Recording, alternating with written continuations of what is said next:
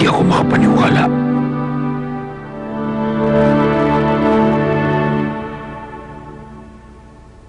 Ang advance notice ni Meno.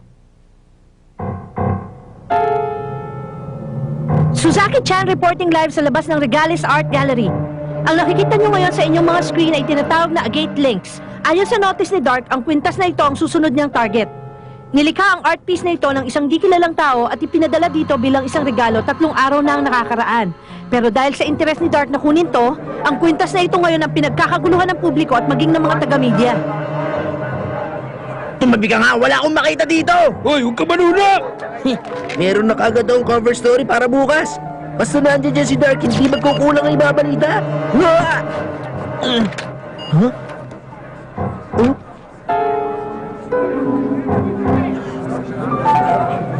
Teka, ano to? Mama, alis na po ako. Sandali, Daisuke! Oo, huwag mong kalimutan, kailangan maaga ka umuwi mamaya, ha? Alam ko po, pero sana naman sasabihan niyo rin ako kapag magpapadala na kayo ng notice. Nakakagulat eh. Pasensya ka na, Daisuke, pero hindi naman ako nagpadala ng notice na yun eh. Tanungin mo si Lolo. Si Lolo? Bakit? Mahabang kwento. Lolo, bakit niyo ginawa yun? Mahabang kwento. Naku, lagot! Late na naman ako!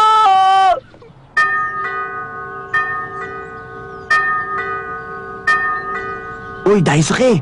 Bakit? Ano yun, Sekimoto? Nakita mo na ba yun? Ang alin? Ayun o, tingnan mo.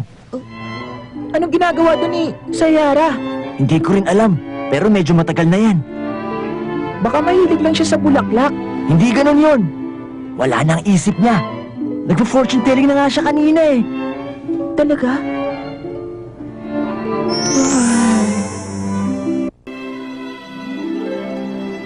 Ang weird naman ng araw ko. Sayara?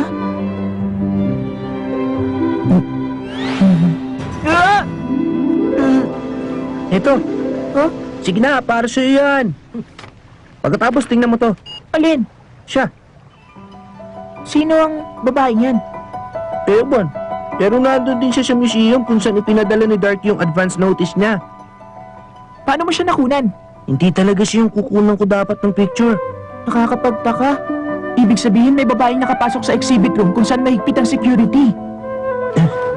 Sandali! Hindi ko siya pinag-iisipan ng masama sa Ihara. Nagtataka lang talaga ako. Hindi yun ang ibig kong sabihin, Daisuke. Tingnan mo kasi uli yung picture niya. Bakit? Ano nararamdaman mo, Daisuke? Hindi ba napaka-cute niya? Parang gusto mo siyang kilalanin at makipagkwentuhan sa kanya na magdamag, hindi ba? Kung bumalik ka dun sa art gallery mamayang gabi, malamang makikita mo uli siya dun. Hindi pwede. Hindi siya pwedeng pumunta doon. Magiging sa crime scene yun mamayang gabi. Nandun sa museum na yun yung sunod na target ni Dark. Nakapag-desisyon na ako na kapag nagkita ulit kami, tataluin ko na ang pangalan niya. Sobrang excited na ako. Gagawin ko ang lahat para lang malaman ang pangalan niya. Kailangan ko nang umuwi. Huh? Teka muna. Heto. Salamat sa ice cream. Huh? Hoy! Bumalik ka dito, Daisuke! May sasabihin pa ako! Wala na akong oras makinig. Oras na para maging ang Phantom Thief.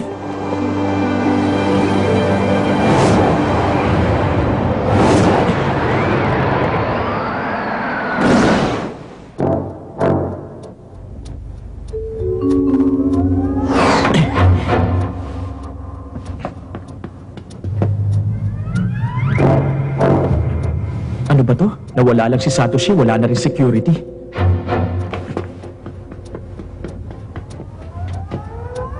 Ito na yan. Napakadali naman ito. Ha? Sinong nandyan?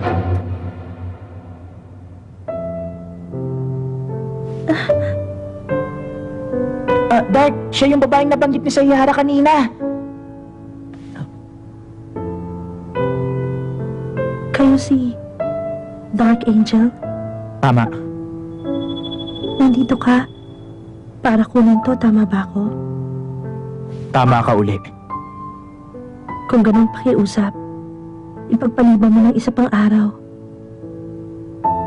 Pangako, ibibigay ko siya sa'yo.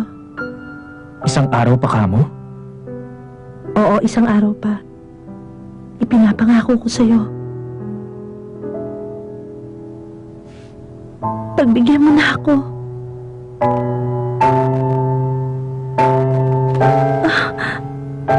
Sige, pagbibigyan kong kahilingan ng binibining ito.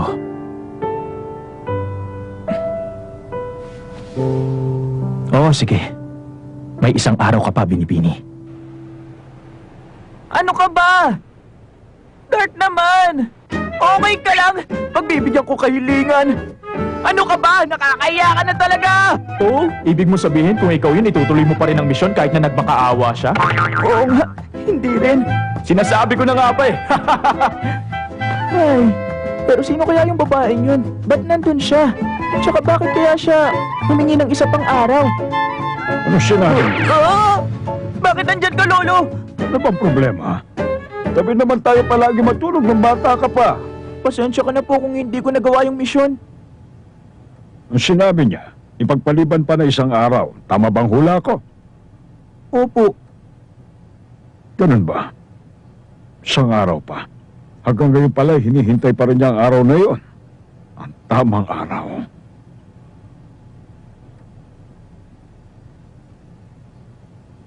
Lolo?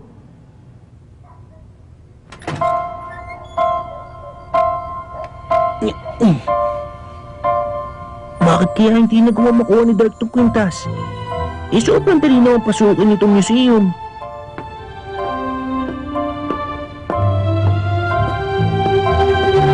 Malamang nandyan din lang yan kagabi. Hindi. Imposible namang nandito pa ang babaeng yun. Sino yan? Ha? Anong pangalan mo? Ikaw nga! Ikaw yung babaeng!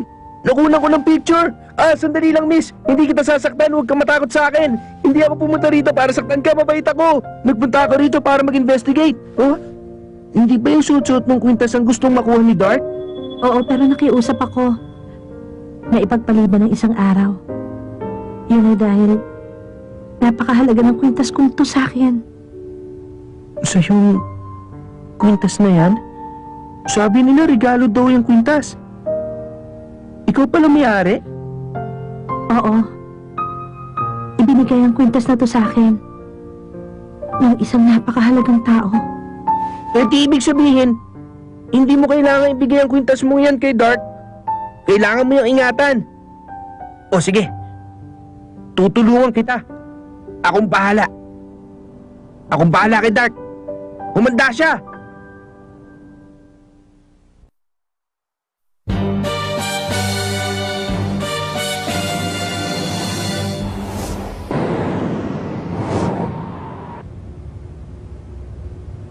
Lumipas na ng isang araw ang pangako mo, Binibini. Dumating na ang panahon na hindi ka na matatali sa sumpa ng kwintas na yan. Sabi ko na nga ba, makikita kita dito eh. Kung ako sa'yo, tatakbo na ako. Kung hindi, lagot ka sa akin. Ano? Si Sayara!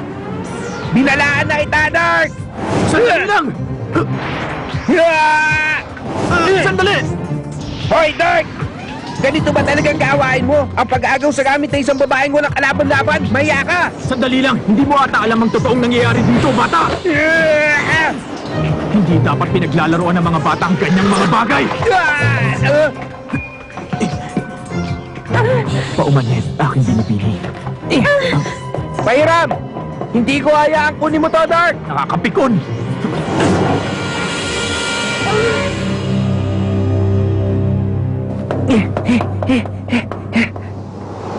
Okay ka na ba? Hindi pa. Nakataka siya. Ang babaeng yun ay nasa ilalim ng sumpa na tinatawag na Agate Links. Ang ibig niyo pong sabihin, kilala niyo ang babaeng yun? Oo. Ang totoo, ako umibigay sa kanya ng kwintas na suot niya may 40 taon na nakakaraan. Ah? Pero hindi ko ninakaw ang kwintas na yun. Isa yung kayamanan ng ating pamilya na aking naman. Sigurado kung hindi mo pa alam yun. Daisuke, gawin mo ang lahat na makakaya mo para mailigtas siya sa sumpang yun. Opo. Sayhara! Nakakainis ka na! Hindi ako papayag na kunin mo! Will! Sayhara!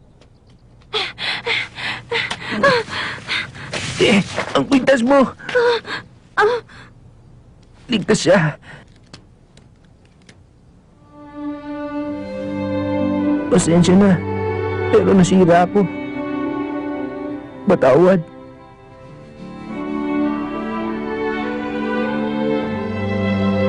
Maraming salamat. Salamat. Siya nga pala. Ano ang pangalan mo? Ako?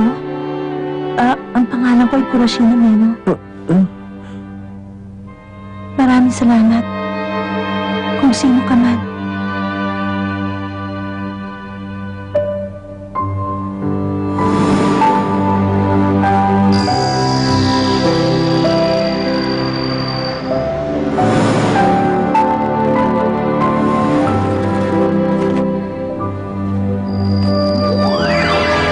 O paano ba yan? Pagmamayari ko ng Agate Links ngayon, ha? Pero ang totoo, bala ko naman talaga itong sirain pag nakuha ko na siya. Habang suot-suot mo ang kwintas na ito, lagi kang nasa ilalim ng kanyang sumpa. Buti na lang may nagregalo nito sa museum. Kasi alam kong matagal ka nang naghihintay ng taong magpapalaya sa'yo. Pagkalipas ng 40 taon, malaya ka na. 40 taon nang nakakaraan na malaya kung ako ay ng pagiging phantom thief. Mula nang isinilang ako sa pamilyang ito, naisip ko natural lang na sundin ang tradisyon. Ni minsan hindi ko kinestyon ang tradisyon ng ating pamilya. Ginawa ko lang yun bilang isang trabaho na kailangan kong gawin. Dati, tumuuwi ako galing sa misyon. May nadadaanan akong bintana na palaging may nakabukas na ilaw.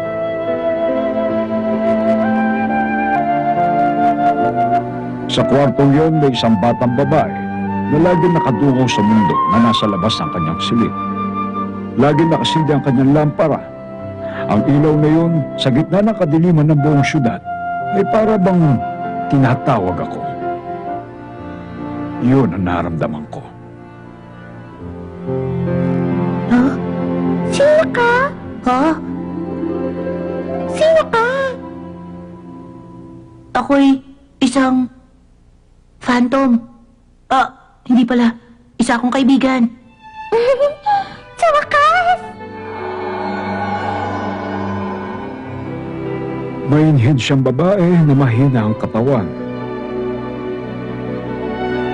Noon, ang makita siyang nakangiti ay nagdudulot na saya sa aking puso.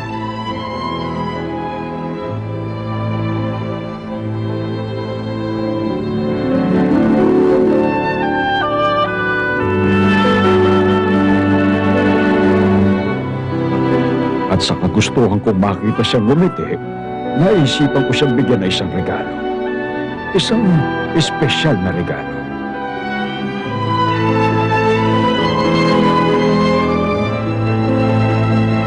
Kaya, iniwan ko ang agate link sa kanyang bintana nang minsan siya'y natutulog. Subalit, hindi ko akalain na yun pala ang kanyang huling hininga.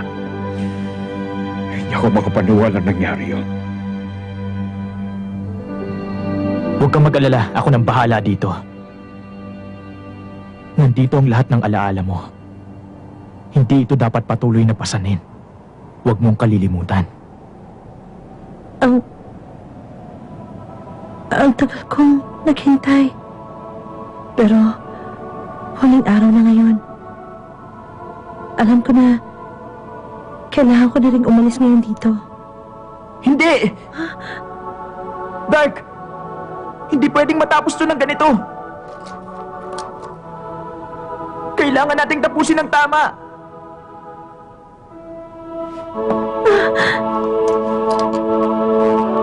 Eto.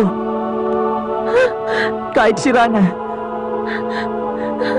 Sa tingin ko, dapat sa'yo pa rin mapunta ang kwintas na ito.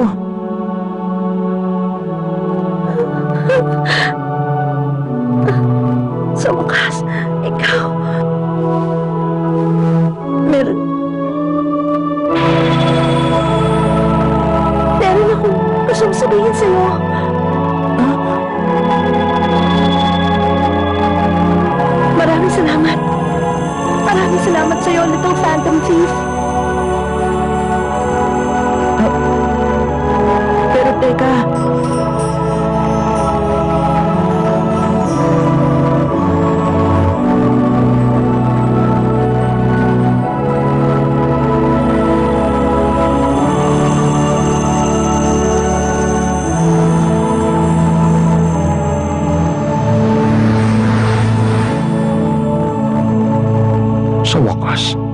napahiya na rin siya.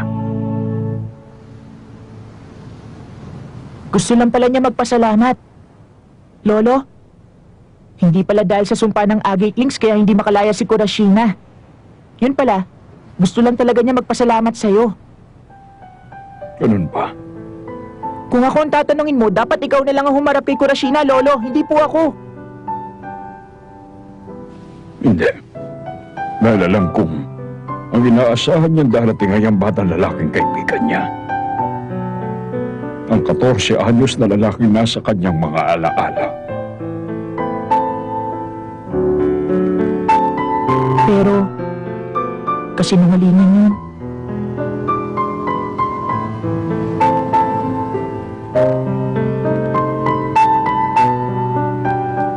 Makinig ka, Daisuke. Ang pagiging isang phantom thief ay hindi biro.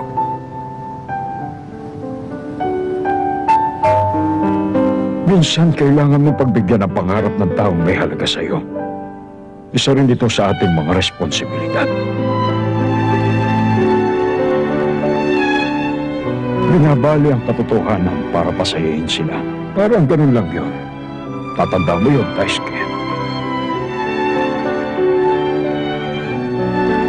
Para sa akin, gusto ko lang talagang makita ng unang beses. Ang taong lumilipad sa gabi na may itim na mga pakpak. Walang iba kundi ang Phantom Thief.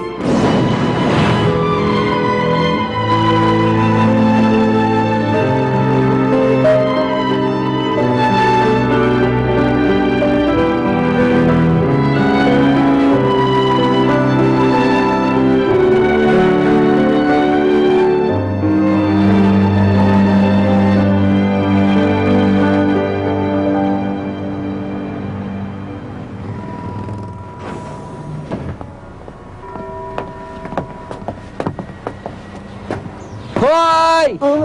Daisuke! Lagot, ano kayang kailangan niya? Bahala ka, pero talaga nakita kami ng babae. Nilabanan ko pa nga si Dark eh. Nilintas ko pa nga yung kwintas na yun. Talaga? Pero alam mo kung ano nakapagtataka? Ni-research ko yung pangalan Kurashina Maino sa record sa City Hall. Pero walang ganun pangalan. Baka naman lumipat na siya ng tirahan. Oo nga, no? Baka lumipat na nga siya. Ngayon, alam ko na! Oh, Daisuke! Alam mo bang hindi nakuha ni Dark yung Agate Links? Tala siguro ng babae yung kwintas pag alis niya. Oo nga, tama ka. Hindi ko pwedeng sabihin sa kanyang katotohanan tungkol kay Kurashina. Maraming salamat sa iyo, Little Phantom Thief. Tama, ito nga yung ibig sabihin ni Lolo sa sinabi niya. Pero, sinasabi ko sa'yo, nakita ko talaga sa mata niya na na-inlove siya sa akin. Sige, lakad lang kayo! Bilisan niyo, late na! Ha? Lagot! Bilisan mo, Daisuke! Hintay!